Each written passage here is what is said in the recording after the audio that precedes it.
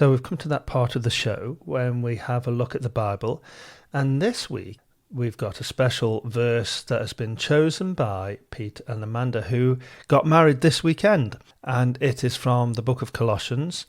It's Colossians 3 verse 12 to 17, and it says this: "Therefore, as God's chosen people, holy and dearly loved, clothe yourself with compassion, kindness, humility, humbleness, and patience. Bear with each other and forgive one another. If any of you has a grievance against someone, forgive as the Lord forgave you. And over all these virtues put on love, which binds them all together in perfect unity. Let the peace of Christ rule in your hearts, since as members of one body you were called to peace, and be thankful. Let the message of Christ dwell among you richly, as you teach and admonish one another with all wisdom through psalms, hymns, and songs from the Spirit, singing to God with gratitude in your hearts. And whatever you do, whether in word or deed, do it in the name of the Lord Jesus, giving thanks to God the Father through him." Now, the Apostle Paul liked lists. Because you are God's chosen people, clothe yourself with, or have a kind of character that shows, 1, compassion, 2, kindness, humility, gentleness, patience, tolerance, and forgiveness. 7 things. But then Paul adds another, which he says actually is over all the rest. He says, put on love, which binds them all together in perfect harmony. In another part of the Bible, Paul writes a list of what love is and what love isn't.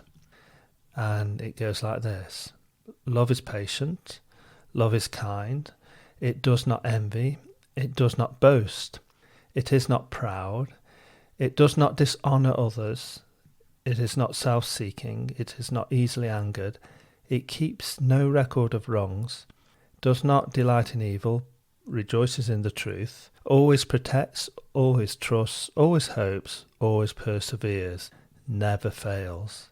16 in that list, double the previous passage, and it finishes with that statement, love never fails. Now, I think love never fails means that it is the most important thing. It never fails to be the most important thing. Did you know you can be amazing at lots of things? You can be a brilliant cook or a great mechanic or the best musician or even a great preacher. But actually, if you don't have love, you are nothing. And what you accomplish is pointless. A Black Eyed Peas song had the title, "Where is the Love?" And if you have to ask that question, there's probably a problem. A proverb goes like this: a bowl of vegetables with someone you love is better than steak with someone you hate. That's Proverbs 15 verse 17. And this passage in Colossians is also about relationships. It's about the virtuous things in Paul's list being bound together by one thing, which is love. It talks about unity. It talks about peace ruling in your hearts. It uses the analogy of us being parts of a body. In other words, we are dependent on one another, and we are called to peace. There's an image of community, the family community, the community that we all can have with God, this relationship with Christ. That's why Paul writes, let the message of Christ dwell among you richly as you teach and admonish one another with all wisdom through psalms, hymns, and songs from the Spirit, singing to God with gratitude in your hearts. The message of Christ is a message that runs throughout the Bible. Christ said, all the commandments, including the laws and the rules, can be summed up like this: love God and love your neighbour.